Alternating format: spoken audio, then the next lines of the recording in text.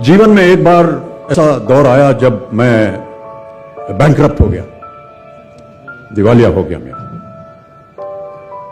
मेरी बनाई हुई कंपनी घाटे में चली गई, करोड़ों का कर्जा चढ़ गया, मेरा व्यक्तिगत बैंक बैलेंस जीरो यानी शून्य हो गया।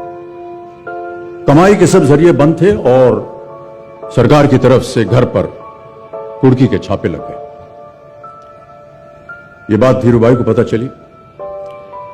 बिना किसी से पूछे या जाने उन्होंने अपने छोटे बेटे और मेरे मित्र अनिल से कहा, इसका बुरा वक्त है, इसे कुछ पैसे दे दो। अनिल ने मुझे आकर ये बताया, देखो सज्जनों, जितना वो देना चाह रहे थे उससे मेरी सारी दुविधा और परेशानियां खत्म हो जाती। उनकी उदारता पर मैं भावुक हुआ, लेकिन मुझे लगा कि मैं उनकी उदारता को स्वीकार न कर पाऊंगा।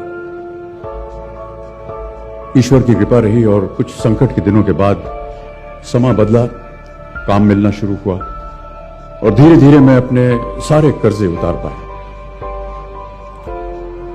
एक शाम धीरूभाई के निवास स्थान से इवेंट पर एक दावत के अवसर पर मुझे भी आमंत्रित किया गया। तो ऊपर लॉन में एक तरफ धीरूभाई एक बड़े से मेज पर अपने कुछ मित्रों, बड़े फाइनेंशियल और कॉर्पोरेट वर्ल्ड के दुनिया के दिग्गजों के साथ बैठे हुए बात कर रहे थे। मुझ पर नजर पड़ी तो मुझे बुलाया और कहा, यहां मेरे साथ बैठो। मुझे बड़ा अजीब लगा। मैंने क्षमा मांगी और कहा, मैं उधर अपने मित्रों के साथ बैठा हूं, वहीं ठीक हूं। उन्होंने जिद की और बैठा लिया मुझे। फिर अपनी उस दिग्गजों की महफिल में उन्होंने कहा, यह लड़का गिर गया था लेकिन अपने बल पर फिर खड़ा हो गया, मैं इसकी इज्जत करता हूं।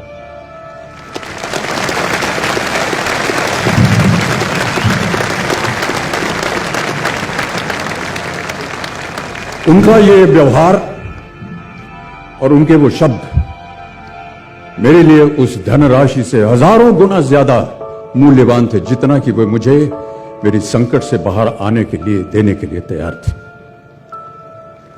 कर्मयोगी थे वो। कहते थे, ईश्वर ने हमें दो मार्ग दिए हैं उन तक पहुंचने के लिए, एक भक्ति और ध्यान का और दूसरा कर्म और ज्ञान का। मैं दूसरे मार्ग पर चलने वाला इंसान हूं। कर्म को धर्म मानता हूं और ज्ञान को ही ईश्वर।